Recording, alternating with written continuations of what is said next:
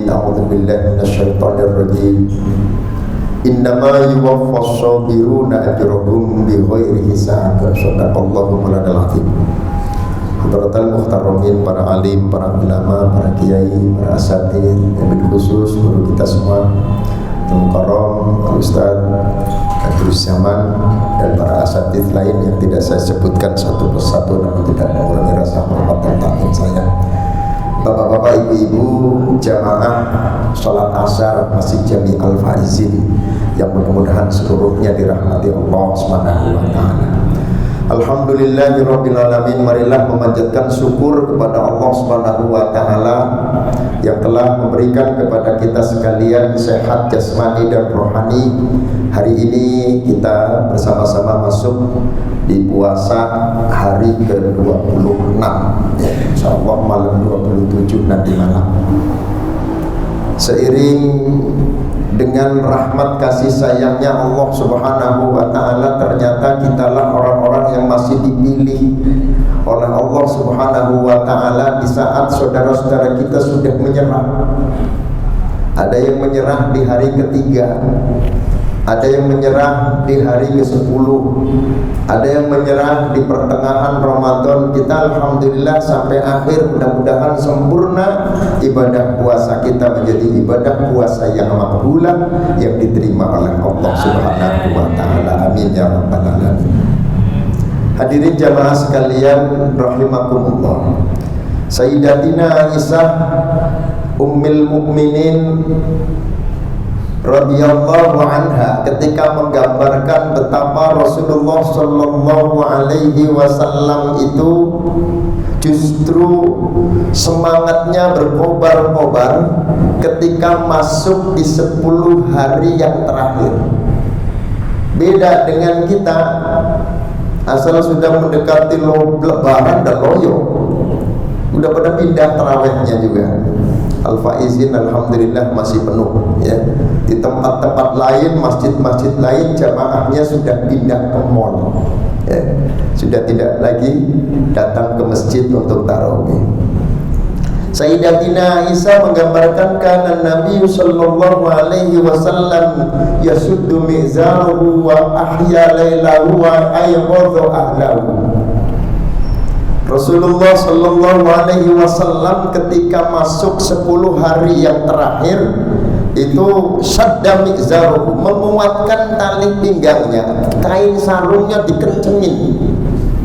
Kain sarung dikencengin ini artinya apa? Jamaah sekalian rahimakumullah, Rasulullah sallallahu alaihi wasallam menarik lebih atas lagi, menunjukkan beliau semangat. Tidak semakin loyo, tidak semakin kendor, tetapi semangatnya luar biasa justru ketika berada di 10 hari yang terakhir di bulan suci Ramadan. Wa ahya lailahu, dan menghidupkan malamnya, karena 10 hari yang terakhir itu adalah malam-malam yang sangat diharapkan turunnya Lailatul Qadar. Wa ayqadha ahlahu, dan membangunkan keluarganya, istrinya dibangunin, anaknya dibangunin. Sebab ini kalau tidak ada azam, tidak ada upaya untuk itu, tidak mungkin kita bisa menghidupkan Lailatul Qadar.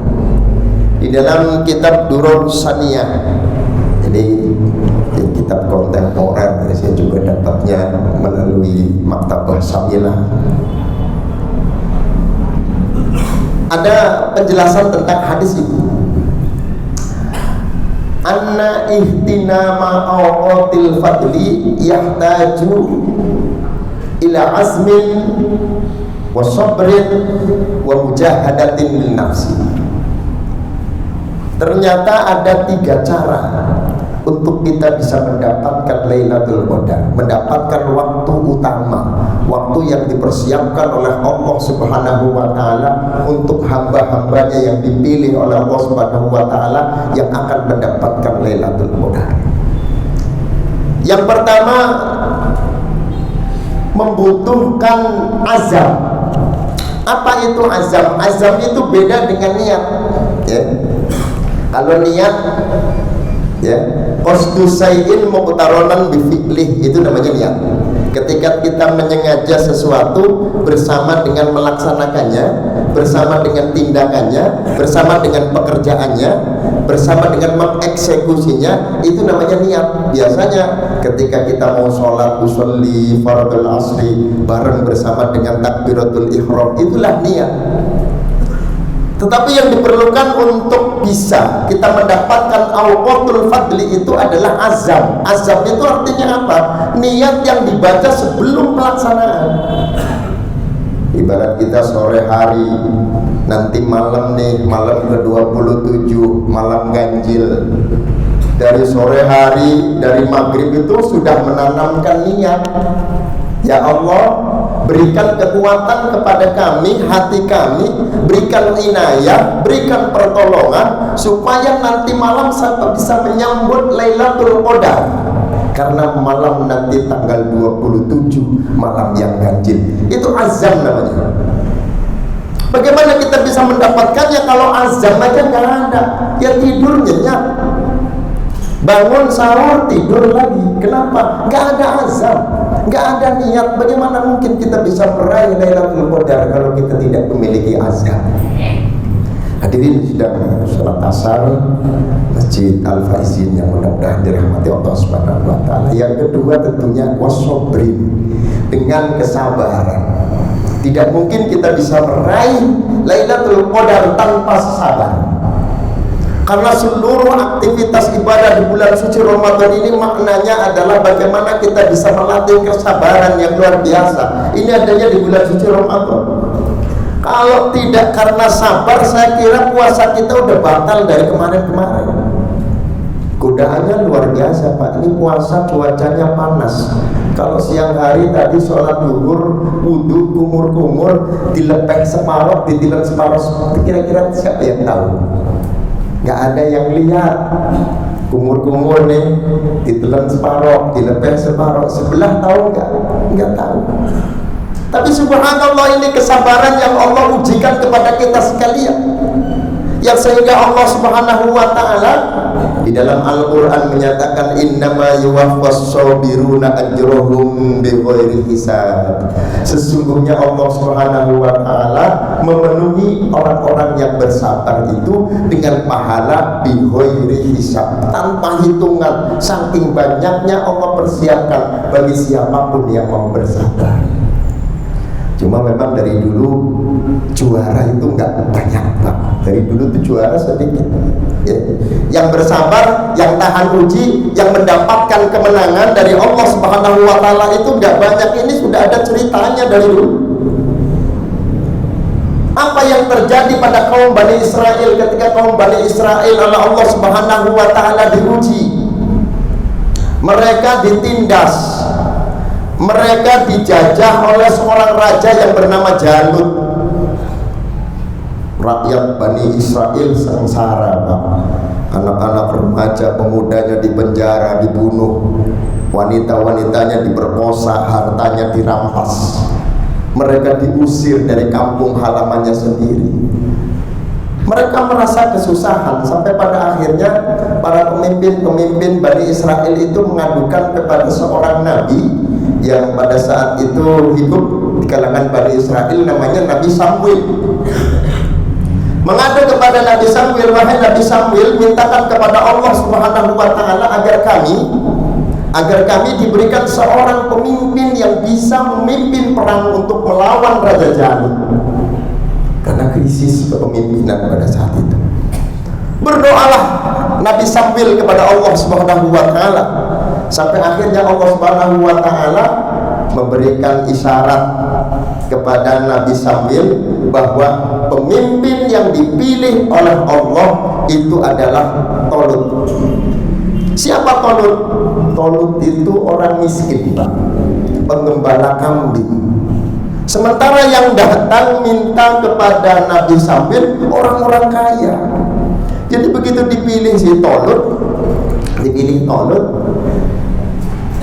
orang-orang Bani Israel yang merasa kaya itu komplain, kenapa nggak kami saja jadi pemimpin? Kami kan orang-orang kaya.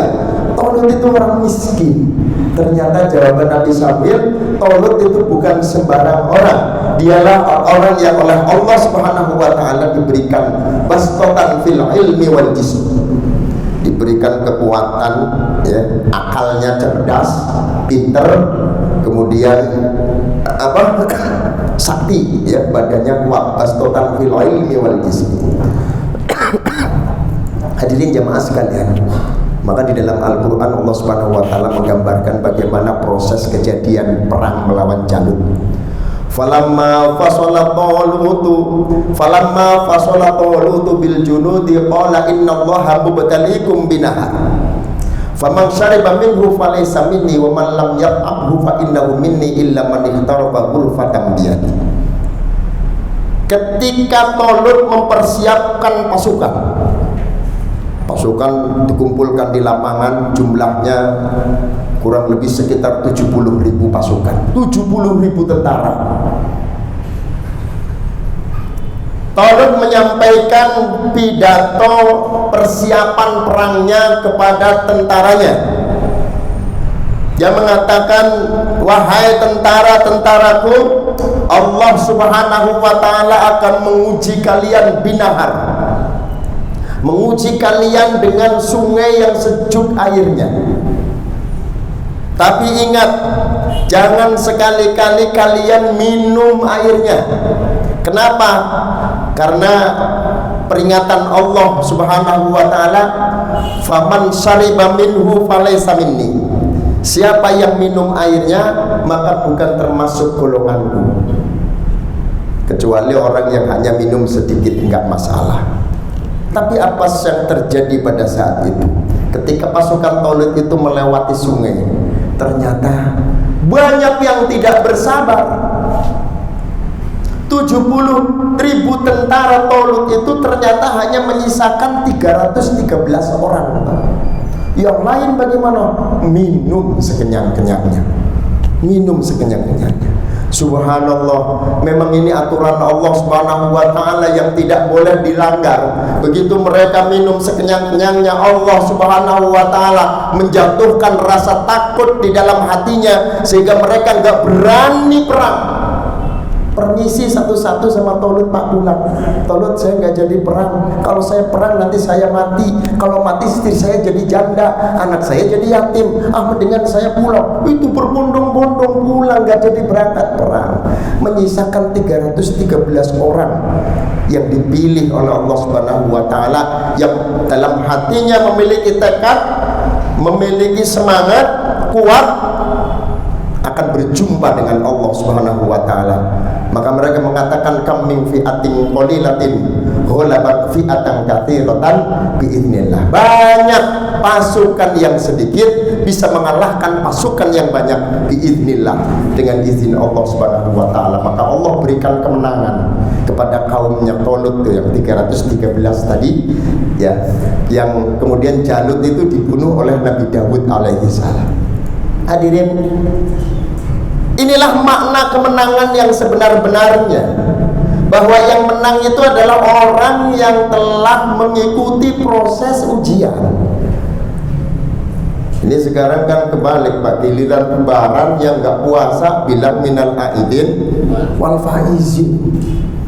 Nggak puasa minal aidin wal faizin. Nggak usah didoain, Pak. Nggak usah minal aidin. Kalau ketemu orang yang nggak puasa, nggak usah didoain minal aidin. Sebab apa? Itu namanya pembohongan publik.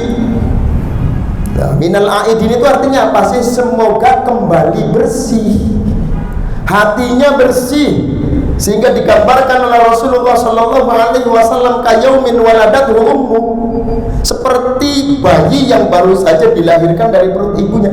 Hatinya bersih, bersih dari dosa. Siapa mereka? Mereka orang-orang yang berpuasa di bulan suci Ramadan. Pantas hatinya bersih karena selama 1 bulan dia gosok, dia bersihkan, dia sucikan melalui ibadah puasa. Nah, ini puasa kagak, ya. Takbiran paling kencang, baju paling baru, duduk paling depan, ya. Ngomong minal aidin wal faizin nggak pantas, nggak apa, malu malaikatnya ngetawain itu. Minal aidin wal faizin. Wal faizin adalah orang-orang yang menang. Yang menang itu siapa? Yang menang itu kan yang perang baru menang. Lah nggak perang kok menang dari mana? Ya. Seperti sahabat-sahabat Nabi yang baru perang Badar, selesai perang Badar, ya, memperoleh kemenangan besar di perang Badar itu. Tapi Rasulullah Shallallahu Alaihi Wasallam menyatakan kepada para sahabat, roja'na min jihadil asghar ila jihadil akbar. Hai sahabatku, kita baru saja perang kecil, kita akan menuju perang yang lebih besar lagi. Sahabat bertanya, wa ma jihadul akbar ya Rasulullah. Lalu perang besar itu apa wahai Rasulullah? Rasulullah Shallallahu Alaihi Wasallam menjawab, qala jihadun nafsi, perang melawan hawa nafsu. Makanya yang ketiga, untuk meraih Lailatul Qadar itu harus ada mujahadatun bin nafsi, yahtaju ila mujahadatin bin nafsi, butuh mujahadah, melawan hawa nafsu. Karena berat ya, kalau kita tidak menyiapkan diri ya, dengan tiga ini berat. Lailatul Qadar datang setiap tahun tapi lewat begitu saja. Padahal jika kita mendapatkannya, Allah Subhanahu wa Ta'ala menyatakan malam itu khairun min alfi syahrin, lebih baik daripada 1000 bulan. Mudah-mudahan kita selalu diberikan oleh Allah Subhanahu wa Ta'ala kekuatan lahir dan batin. Allah berikan kepada kita azam yang kuat, Allah berikan kepada kita kesabaran yang kuat, dan semoga Allah kuatkan mental kita, hati kita semuanya meraih Lailatul Qadar yang sehingga kita mendapatkan keuntungan yang sangat besar dari Allah Subhanahu wa Ta'ala. Amin ya rabbal alamin. Sekian, kurang dan lebihnya